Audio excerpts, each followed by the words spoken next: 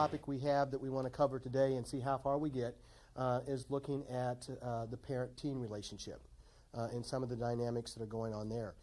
Before we actually look at some things specific to parent and adolescent relationships, what we want to do at this point is talk a little bit about parenting styles and then relate that again in terms of the role that kind of plays in terms of the parent-teen relationship. And we could have talked about some issues around parenting really at any point in time, but this seemed maybe to be at least an appropriate place to, as we kind of move through the different stages and then integrate in the role of parenting. At the beginning of the semester, we talked about ecological theory. I won't ask you if you remember what ecological theory covered, but basically it was a theory that kind of looks at the social context. What are the social factors that impact our development? And you've covered several of those in your reading, and will continue to do that, as you read through the other chapters. But probably, if not the most important, clearly one of the most important social factors, social context that impacts how we develop, are our families, and more specifically the relationships that we have with our parents and our parents' styles, their parenting practices, their attitudes, and their knowledge of human development. All that kind of enter into this. So what we want to do is take a look at, just very briefly, some of the issues around styles of parenting. Now, you don't need to put this in your notes or anything, but when we think about parenting, we think about parenting styles, it's important for us to keep in mind that there are many things that influence how you will parent when you become a parent. There are some obvious ones that people think of pretty quickly, but there are actually probably anywhere from 14, 15 different factors, all interacting together to determine how we actually end up parenting our own children. I don't think we have any of our parents in here yet today. What are some of those, just real quickly? What are things that influence how someone parents? What's probably the number one, biggest one? How their parents were. I mean, one of the things that happens is are the families that we grew up in become one of our key models. And it's hardly ever when you don't hear somebody say, when they were younger, when I become a parent, I will never do this, I'll never say that, and I'm going to do this differently. And in some cases, that's the case. But I can guarantee you when you talk to parents, one of the things that they'll tell you is how many times they said the things that they would never say, and they did some of the things that they never were going to do. And some of that is because it just simply kind of becomes, it's the pattern, it's what we learned. And unless we learn something different, we have a tendency to fall back to some of those patterns. And that's neither good nor bad. I mean, if we had good role models, repeating those patterns is not necessarily a bad thing at all. Real quickly, a few other things that impact how we are going to parent. That's the big one, not the only one. Education. And again, education in general, and then more specifically, whatever education you have related to child development or parenting are going to impact. But we know that there are differences just based on the level of education that someone has. Excellent. What else? Your values. And wherever those are influenced. And again, if culture plays a key role in your life, or religion does, that helps shape those values, your values in general, and then again, your values more specifically related to children and raising children. What else? Just a few more. Like I said, there are probably 14, 15 different things that'll influence.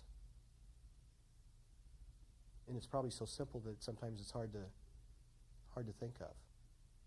The kind of children you have, personality.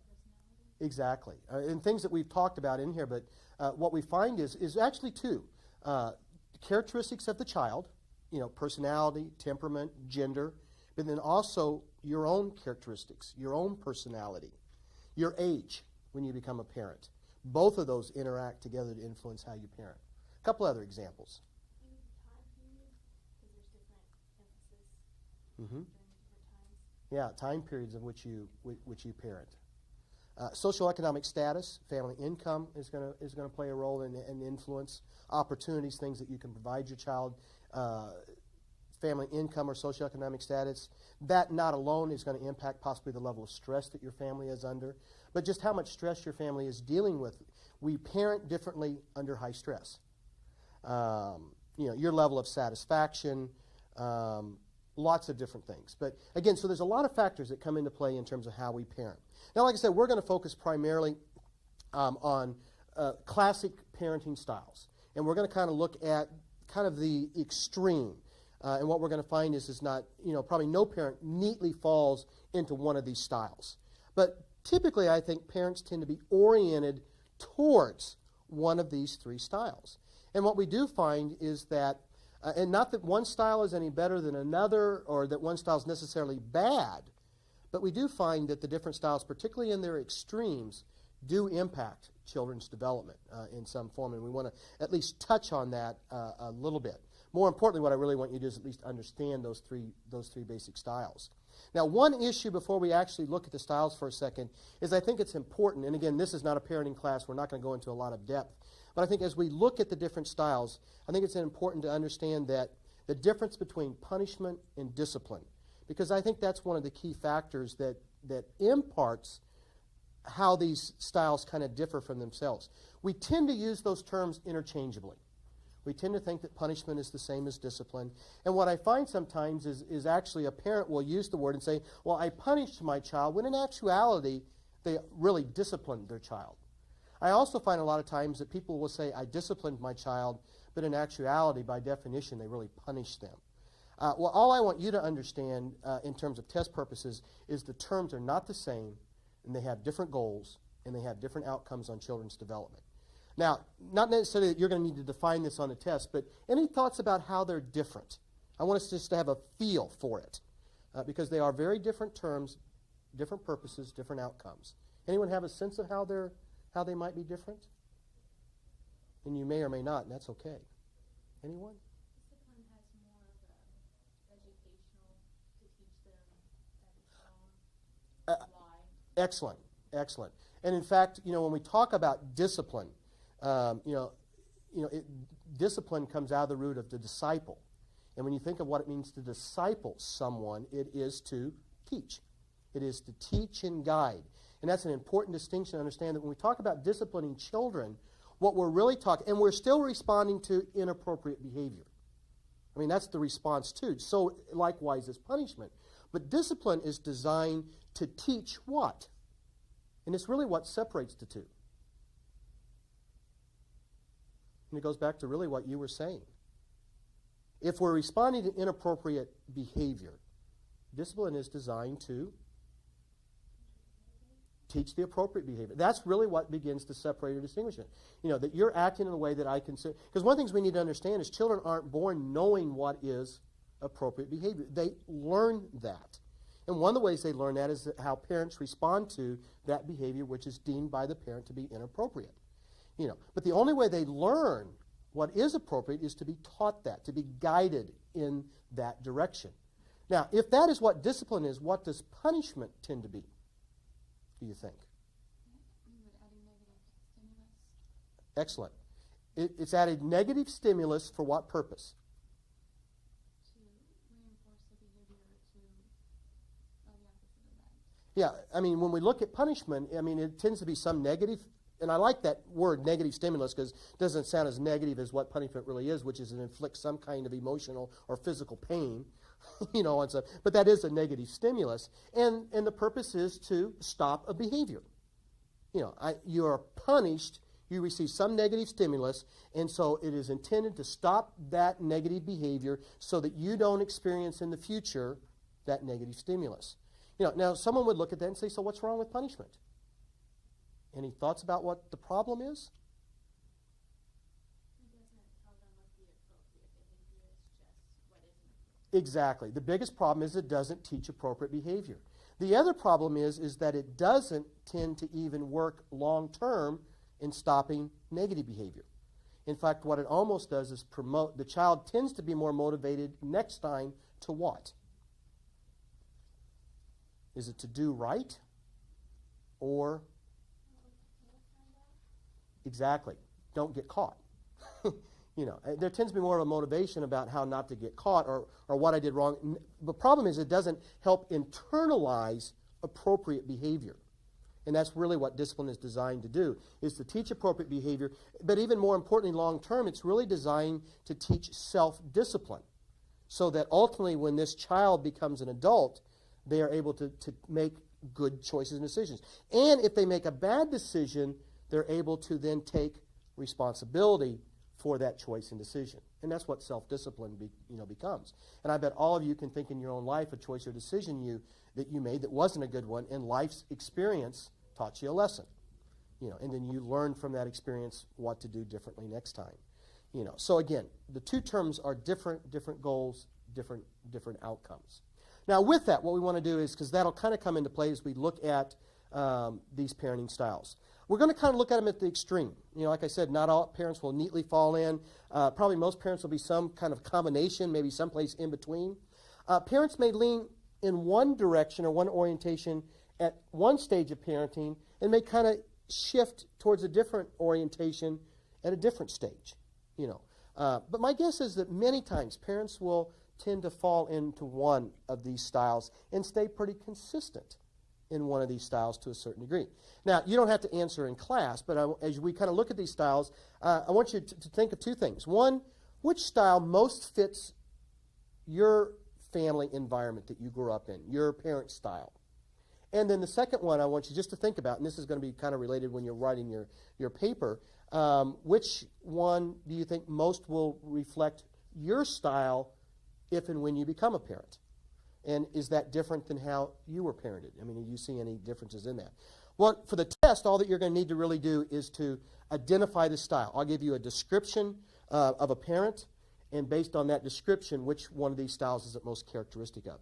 We're going to talk a little bit about the impact, just a couple of things, but just the style is what you need to identify for the test. The first style, we're going to look at two extremes and then look at the third style that tends to kind of fall someplace in between, is authoritarian. You might want to look at what parts of this term to underline or highlight to help you associate it with the characteristics. In this style, and I think there are positive motivations for parents behind any of these three styles. There are legitimate reasons why parents use the style. Now, whether it always creates the outcome they want, that's another issue. Authoritarian parents' value is on immediate obedience, on controlling the child's behavior. And again, very strict authoritarian parents, that is their orientation.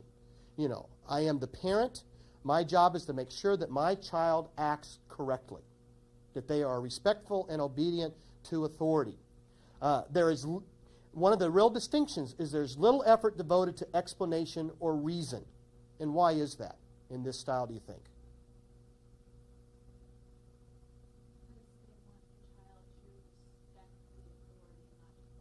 Exactly. I mean, there is not a need to give explanation. The only thing you need to know is what? What's wrong or right. What the rule is. And all you need to do is simple. Follow it. Because? Why do you follow it? Huh? Because I said it. And that's the only thing you need to know. And again, you can analyze for yourself the positive or negatives within that orientation. But that is the orientation. The parent's word is the law. And I don't know if you've ever heard someone say or felt like you were in a household situation where I am king, and as long as I am king of this household, you will do as you're told. That's an authoritarian orientation. And if you don't like it, I've heard this. Go find a new kingdom. No, I didn't hear that exact words, but, you can leave, when kids get older. But they emphasize respect for authority. The child is not encouraged to express thoughts or feelings. And in this style, parents are willing to utilize whatever means necessary to maintain control. It is within this style that you're more likely to see physical punishment in order to, again, maintain that control. And it's justified in order for you to understand the importance of being respectful and obeying authority.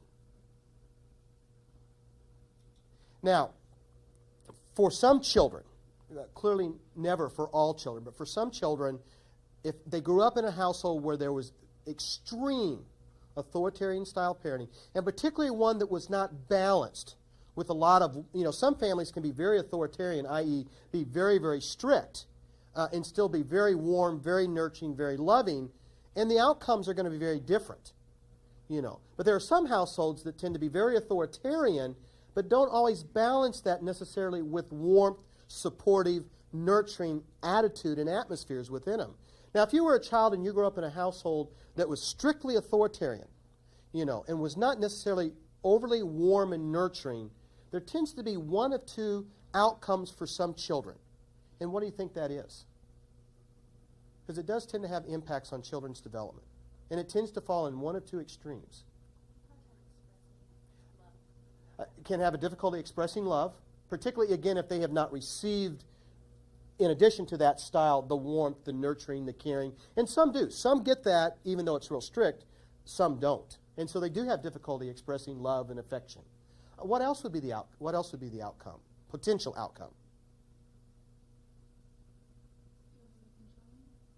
One would be, as an adult, you may actually yourself be very controlling, and very controlling as a parent, or feel the need to control other situations, maybe because you felt a lack of having any control growing up. And so you may, as an adult, have the attitude is, by golly, no one else will ever, what? Control me or tell me what to do. In what situations do those individuals who really have that kind of attitude, can you think of some places where they may have some difficulty as an adult?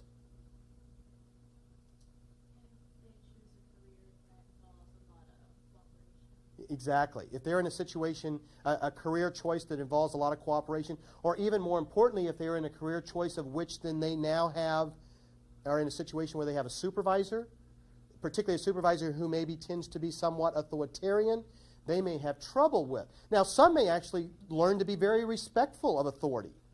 Others may decide, once I'm on my own, by golly, that's not going to happen to me. And they may have difficulty with authority and tend to be less respectful and accepting of authority, more out of rebellion that, by golly, that's not going to happen in the future.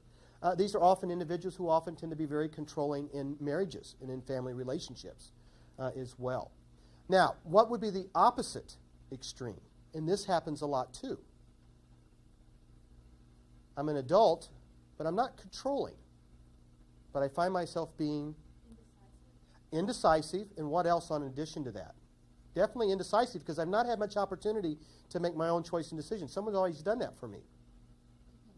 Dependent on someone else. And so sometimes what happens is a person who finds themselves more in that dependent personality, who do they not intentionally link up with? A controlling person. And easy to do. I mean, easy to find someone who's willing to control, and initially they may be willing to be controlled, not wanting to be, but the tendency is that's kind of the way my life has been. And then at some point in time may find that, more than bearable or restricting, and emotionally may have some negative effects down the road, and then may at some point in time rebel against that someplace later on in adulthood. So again, it can be extremes. And again, there are probably many children who grow up in authoritarian homes that emotionally very healthy, well-developed. But children often, as they kind of move through this, if it's a very strict child, tend to have difficulty making choices and decisions in terms of being decisive. They tend to have lower self-esteems in terms of feeling good about themselves and feeling confident in themselves as well, because they haven't really been allowed the freedom to develop their own independence and their own uniqueness. Well, and like a lot of controlling parents, nothing in them is good enough, so that Exactly. A lot of times the expectations are so high that it's hard to live up to them. And then that affects not only their self-esteem, but is their whole how they see themselves, that whole self-identity. I'm not good enough, never going to be good enough. And then again, unfortunately, sometimes we'll pair with someone that reinforces in adulthood, in their marriages, that same negative self-image, and it gets caught in that cycle, unfortunately. Now we flip to the opposite extreme. And those are permissive parents. There are two types of permissive parents. There's the indulgent and the neglectful. And we'll talk a little bit about the difference between those two. For this class, all you really need to do is be aware of permissive.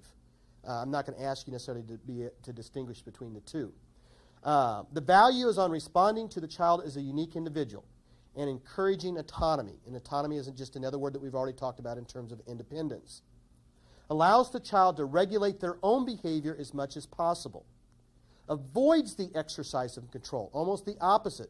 Authoritarians tend to exercise control. Permissive parents tend to avoid exercising any control except in certain situations. And I've known parents who exercised it very, very little. They do attempt to influence their child's behavior, but they tend to do that through reasoning and manipulation. They see themselves more as the role of a resource person rather than an authority figure. Again, almost kind of the complete opposite. Indulgent, permissive parents tend to be very loving, very nurturing, very caring, very involved, very invested. But they're permissive. They don't tend to exercise a lot of control. Neglectful parents tend to be, not only do they not exercise control, they tend to be not involved in the child's life. They tend to be more harsh. They tend to be more punitive. Not so much in control, but sometimes in their attitude towards their child. You don't need to give descriptions, but has anyone known any families or any parents who tended to lean towards the permissive end? I've known within my own family some patterns that were extremely permissive. I'll never forget one particular incident where my nephew, he's now an adult, but he was probably about 4 or 5. And we were home for Christmas. Everyone was there together for Christmas. We were in my dad's house. And my dad, if you were to identify his style, would probably lean much closer to authoritarian. I mean, my dad was one of those, and he was not a mean or harsh guy at all. Not overly affectionate, but not mean or harsh. But he was one of those that when he said it, you never even thought about questioning it. You just did it. And like I said, it wasn't mean or harsh. It was just kind of tone of voice, kind of his demeanor, and you just did it. My sister tended to be, in her style of parenting, extremely, extremely permissive. And my nephew, this particular Christmas, like I said, he was probably 3, 4 years of age, was swinging a plastic baseball bat around in the living room, where the Christmas tree was. And my dad was sitting in his typical chair. My nephew's father was sitting on the couch reading a book, and his mother was floating around the house someplace else. And so my dad finally had just had enough of it. And so he looked at my nephew and said, "You need to stop swinging that bat or I'm going to take it away."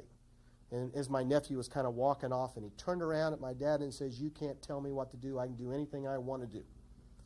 And you could just see my dad's nonverbal reaction. And basically was, that may be true in your house, but not in my house. And in his household, that was true. Rarely. And the father never uttered a word, never said a thing, and he never would have. That kid could have knocked ornaments off that tree, and his dad would never have uttered a word. He would have allowed that behavior. Anyone else see permissive parenting styles? Not necessarily in the household you grew up in, but other parents who tend to lean towards permissive? I saw a show that where they switched moms and households, The old switching parents show, yeah. and one of them was an authoritarian household, and one of them was extremely permissive. I bet I would love to have a tape of that one. Now, that would be one wonderful illustration of what we're talking about. What do you think is the impact on children as they kind of, particularly parents who have been permissive pretty much all along as they become adults?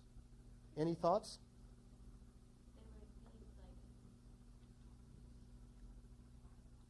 They would be It's hard to sometimes put in words. we wouldn't have any boundaries. They tend to struggle with boundaries and limits. And again, I think as children get older, I think we become more permissive in ways. But when kids have always lived in permissive environments, they've never had the opportunity to experience boundaries and limits and control. And so in a lot of ways, their life has been, even though they've had great freedom, at the same time has also been relatively unstable because it hasn't had any structure, any control. So what do you think that means for these children as adults? I think that they're going to think that it should be their way, and that why would it be any other way? And Sure. it's always It's always been, and that's what's been modeled, and that's what they've learned. And so as they get into an adult world, and the reality in an adult world is it's not always that way. I know in terms of my nephew and niece, both of them who had grown up in this very permissive household, they had a great deal of difficulty. They were homeschooled much of their lives, and part of it is they had trouble functioning in the public school system. They couldn't handle the structure of that environment that did have some rules, some boundaries. And one of them had a great deal of difficulty. They're both now adults. One is adjusted pretty well now, but particularly as older children and during adolescence had extremely difficulty adapting in society. and even in terms of holding down a job. They just didn't know how to function within worlds that had structures, that had rules, in boundaries. And I think a lot of times they felt very much like their life was out of control. Even though they had all these freedoms, they had a hard time developing self-control, self-restraint, because no one had ever exercised that, so there was never any reason to develop that, and that's part of what you were commenting on. So would the opposite be true for the authoritarian, where they couldn't think out of the box because they had to follow the rules? I think so. I think what happens is they tend to be very rigid in terms of their thinking. Part of it is because they, likewise in some ways, never really had the opportunity or really given the freedom to think much about what they really thought. Even when they hit the stage when that would be more characteristic, weren't allowed the freedom to make their own choices, their own decisions, because somebody was always telling them, not only telling them, but reinforcing that this is what's right. I know what's right, what's best for you, and so you don't need to think about it. And so I get into the adult world where I've got to make decisions, and in a lot of ways, I'm not sure I know how to do that. And so in a lot of ways, the outcomes are fairly similar in terms of difficulty, again, functioning as an independent adult for different reasons.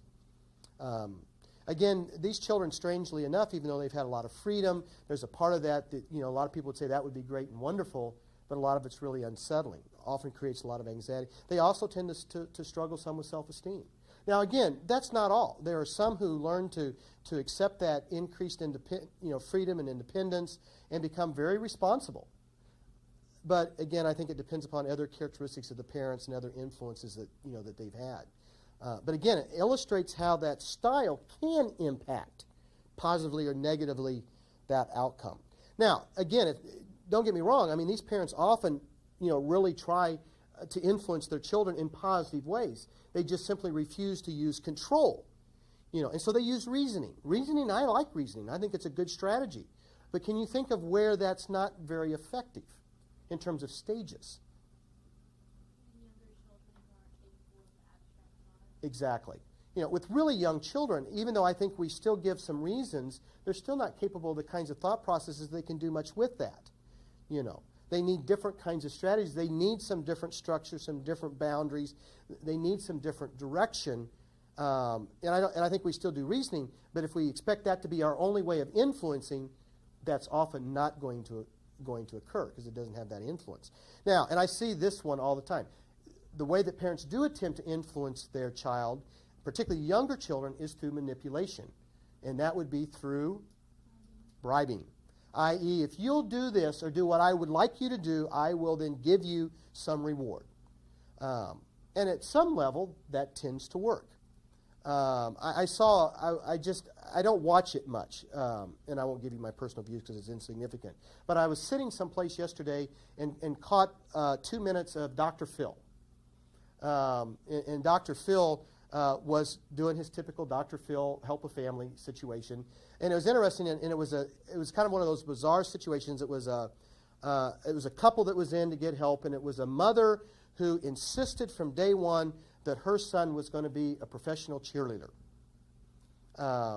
And father wasn't real thrilled. And I guess the mother, at least according to the interview, was fairly obsessive about this. And this child from the time that it was 1 or 2 years of age had private tutors and went to all these different classes. But it was interesting as Dr. Phil was doing his typical Dr. Phil interview kind of thing. Was in the sad part, or part of the sad part, was the boy didn't want to do it. And it'd be different, I think, if the child really was kind of motivated and it was something they were interested in. But this child wasn't. I mean, the mother said, "You're going to be this no matter what."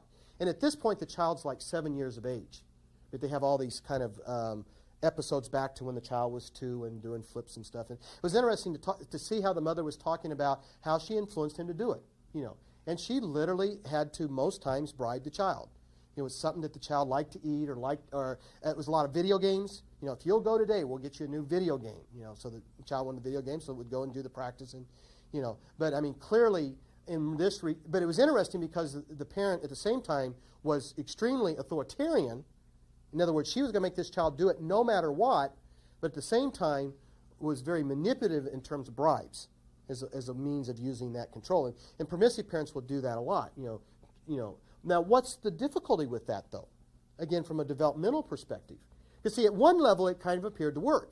Because many times you get the child to do what you want him to do. It's totally extrinsically motivated. Again, many times it doesn't get internalized why it's a good thing or a right thing to do this, only because I'm going to get something out of it. And so then the expectation is, in order for me to do what people want me to do, got to get something for it. And I bet you know someone as an adult who tends to be oriented in that, somewhat in that direction. Now, so anyway, we have authoritarian, we have permissive, and then the third style, which is authoritative. And really, authoritative tends to be kind of a balance between the two. And what's important is where students have difficulties getting authoritative confused with authoritarian, because they start off pretty much the same. The endings are all that's different. The styles are very different in terms of some of the key aspects that distinguish them. Authoritative parents do value discipline. And again, remember we kind of defined what discipline was. They do, believe in directing, guiding children's behavior, teaching appropriate behavior. But they also believe in self-reliance, uniqueness, and they emphasize the development of autonomy, but they also believe in reasonable limits. And so it really is a blending of those other two. They believe in structure. They believe in the fact that they are the authority. But they also value helping the child to become their own unique, independent self and becoming self-reliant. So that is a value within that structure. Now, one of the things that really distinguish them from authoritarian is the fact that they do encourage the verbal give and take. Children are allowed to express their thoughts and feelings. It may influence the parent's position at times, but it doesn't necessarily mean that the parent will always change that position. But they're open to the dialogue. They're interested in how the child's feeling, what they think. They will give feedback to that. They respect that, but it doesn't necessarily mean that they always give in to it. The other thing that really distinguishes it is that they believe in giving reasons and explanations. Now, again, one of the big differences is they still believe in maintaining control. They still see themselves as the parent, but they tend to do that with warmth and acceptance of the child as a person. Their focus is on the child's behavior. That's what they're guiding, that's what they're directing, and maintaining the child's self-esteem at the same time. So, they encourage verbal give and take. Parent does remain in control. The methods of discipline include reasoning, reinforcement, natural, logical consequences. And again, for this class, we're not going to go into a lot of detail, but they tend to use what we would consider much more appropriate disciplinary kinds of strategies, and helping children learn from their choices and decisions and to take responsibility, for those. And very much about reinforcing positive behavior as well. Now, how is this different, and how do you think it impacts the child's development differently?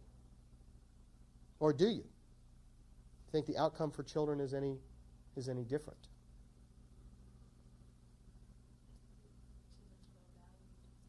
One of the biggest things, you're exactly right, is children feel valued. And it clearly is a style that intentionally, but even by virtue of its qualities and characteristics, value that child and tends to enhance that child's feelings about their value or their self-esteem. What else? You see anything else that's kind of unique about this that will have different outcomes? It's clearly more balanced, and I think what you get is children whose lives tend to be more balanced. And the hope is that in the midst of that balance, they're given appropriate freedom based on their age and stage. And by having that freedom and that opportunity to make choices and decisions that are age appropriate, I'm learning to do what? If I'm given freedom that's appropriate to my age, and I'm able to make some of my own decisions, what do I learn in that process? That I think other children sometimes fail to learn or have more difficulty learning. Exactly. How to take care of yourself, how to be self-reliant, how to be independent, and how to be responsible. I make a choice and decision, and if it's not a good one, I'm then going to learn from that. And that's what parents attempt to help them do, is to learn from that decision that they made, and making sure that the kinds of decisions that are not going to be overly harmful, to the child. They're allowed to express thoughts and feelings appropriately. So that allows them to learn how to appropriately be assertive, but not necessarily passive or necessarily aggressive, which tends to be outcomes of the other two styles. So there tends to be differences. And I think sometimes what we find is that parents may be a little bit more authoritarian, not authoritarian in its strictest form, but maybe a little bit more controlling when children are really young, and then become more and they may be more authoritative overall, but maybe a little bit more restrictive when children are really young, and then become less restrictive when they become teenagers and older. And so they may become more permissive, but not permissive as a style. And I think that's what does tend to happen. And so we never get to the extremes, but we may be over here and kind of slide over here, and most of the time kind of be in the middle, and then gradually become allowing more and more freedom as the child begins to approach adulthood. I teach a parenting class, and one of the students in the parenting class earlier today, was talking about, the bottom line is by the time I was 18 and I was a senior in high school, parents really finally realized what?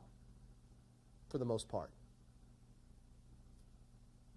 In terms of issues of control. And I think it's true. By the time the child's a senior in high school, they're 18, they may still be living at home, but for the most part, they don't have as much control as they might want to believe they do. And at that point, you've got to hope you've done a pretty good job. And that is often the reality, is you still have some control, but that child has a lot of control at that point. And what you got to do is hope that how you've parented in the styles that you've utilized, you've done a good job so that they now are self-reliant, independent, and most importantly, responsible, and that they're able to make good choices and good decisions. All right, with that, what we want to do is to take a look at, again, going back to our discussion about adolescence, is to take a look at some of the issues, some of the characteristics of the parent-adolescent relationship. I don't know if I have it on here or not. Which of these styles you think is most effective during this stage?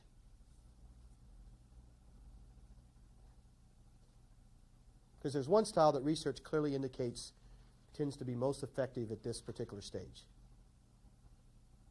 Any guesses? Authoritative, exactly. Actually, authoritative really tends to be most effective, at most stages. But particularly at this stage, what we find is we tend to get similar outcomes. If parents are overly restrictive, what tends to happen to adolescents? They rebel. Exactly. And it will happen. And what tends to happen is as the adolescent begins to push for independence, authoritarian parents tend to begin to clamp down, which then pushes the child to become more, you said it, rebellious, of which then authoritarian parents tend to then clamp down even harder, and then we can get full-blown outright rebellion, which isn't the typical pattern at all, but it is what can happen. Or parents will then get to this stage and then believe, well, they're now teenagers, there's not much I can do, and so if they're overly permissive with teenagers, what's the likely outcome? Which is very similar to the outcome of when I become rebellious. No boundaries, no rules, you're 14. Out of control, running wild, exactly. And what tends to happen is some of the same similar behaviors that occur then if you're really restrict with me and now I'm going to rebel against you. I tend to find myself in some of those same kind of patterns. Authoritative parents at this style tends to maintain some control and structure that teenagers need, but gradually allow more and more freedom, but still some structure. And allow for that verbal give and take, because as we've already talked about when we talked about cognitive development, there will be verbal exchanges at this stage. And it's a matter of how we handle that. And I think if parents will handle that respectfully and engage in a respectful conversations, they'll get a lot further than finding themselves in the battleground that some, tend to find themselves in. We talked about the peer group, and we talked about the increasing importance of the peer group. And we know that adolescents will spend more and more time with peers. But again, highlight this, underline it. I think it's so important to understand that family remains the most important support network, unless the relationship breaks down, and then that would be different. But that doesn't happen in the majority. The majority of parents with teenagers have good relationships most of the time. We tend to focus on the small percentage, which is only probably 25% or less of those relationships that tend to become highly conflictual, where you have teenagers that openly rebel. That's a small percentage of the total number. But we tend to see this stage, and we often refer to it as the rebellious stage. That's really not accurately characteristic of what happens in most cases. So when it comes to push to shove, again, unless the relationship's broken down, if the child, the adolescent, the youth is really having difficulty, really needing something, really needing guidance, where do most of them go? On the big stuff. We talked about some of the smaller places where peers have influence. Where do they go to the big stuff? They go to parents. They go to family members. My guess is that's true probably for many of you. In the big stuff of life. Peers may have had an influence in terms of clothing style and music and activities and some of the social aspects of it. But in the big stuff, parents still tend to be there. And when the child, the youth, is going through major issues, stresses, worries, concerns, dealing with senses of failure, the place where they really go and seek the support and assistance and guidance still tends to be family, unless those relationships have broken down.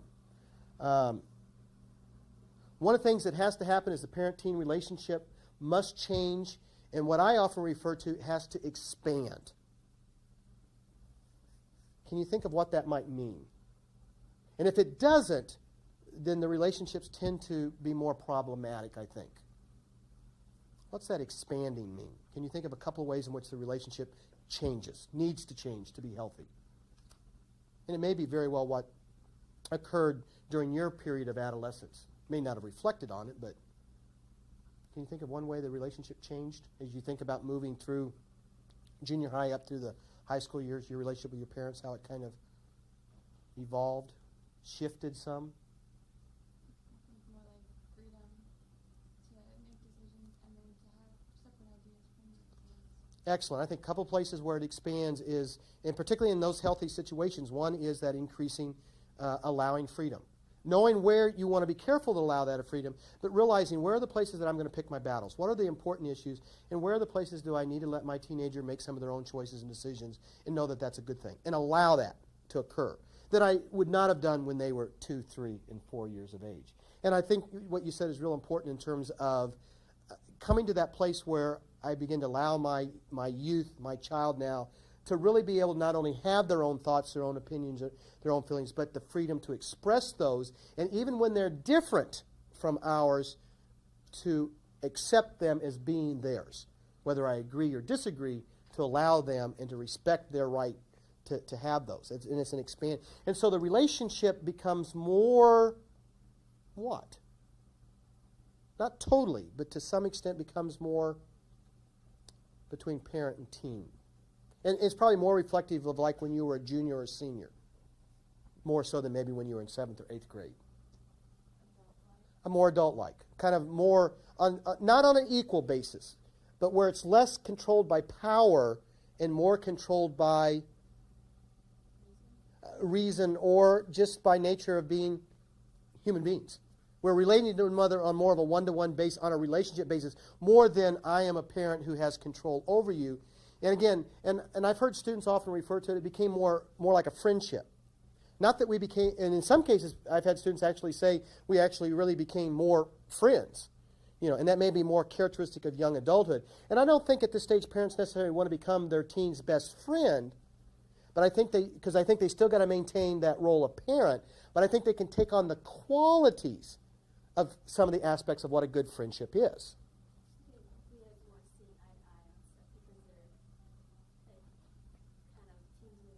Mm-hmm.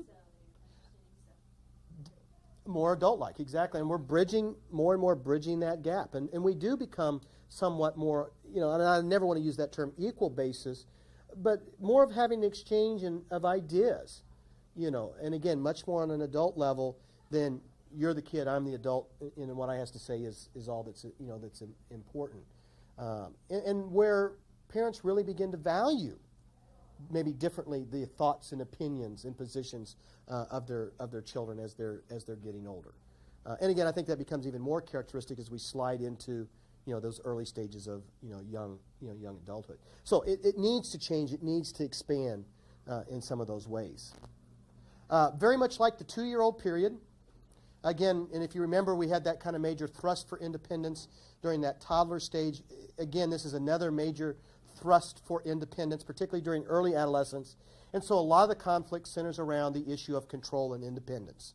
And clearly this is control and independence over what in general? And it's the same issue as it was with the 2-year-old. The 2-year-old wanted to control their own decisions, and believed what? As funny as it may sound, what did the 2-year-old believe? They should. They could. And it's interesting, we hit kind of adolescence again, and the adolescent believes that I'm old enough, I'm almost an adult now, or I'm becoming an adult, and I should be able to make my own decisions and choices. And not only that is, I know how to make the right decision, And they actually, particularly young adolescents, tend to kind of develop a little bit of an attitude that I know what? In relationship to their parents. I know more. I know everything. And parents tend to not know anything. Now I think that changes as we get older and realize that. But I think it's kind of that attitude. And it's not that they don't know anything, but they don't know what's important in terms of my life. I best can make my choices and decisions. Because, again, going back to what we've already talked about, I am unique. And I am, and you don't have to worry about me, Mom and Dad, because I am invincible. And I know what's best. And so and again, the amount of conflict, I think, really has a lot to do with what the issues are that parents and teens pick to engage in. If you engage in every place where there's likely to be differences of opinion, there'll be a lot of conflict. If you make every issue that could be an issue, there's going to be a lot of conflict. If we pick our battles, a lot less. What we find is when parents insist on retaining power and control, that is when teens become more peer-oriented. Again, if parents remain a close, strong relationship with their youth, then their strong influences over that is as a result of that strong relationship. And teens are likely to be more cooperative because what they want to make sure they don't do is disappoint their parents if that relationship has been good and been solid. But if that relationship becomes overly conflictual because of this battle over independence and over power and over control, and it's too authoritarian, and then that youth feels that need to rebel, where do they then turn for their support network? And that's their peer group, their friends. And then that's when peers will become overly influential in the other places of life that they normally would not have become. All right, we'll pick up here. We got a few more characteristics of the relationship. And then next time we'll also then begin to introduce and look at the stage where many of you are currently at, young adulthood.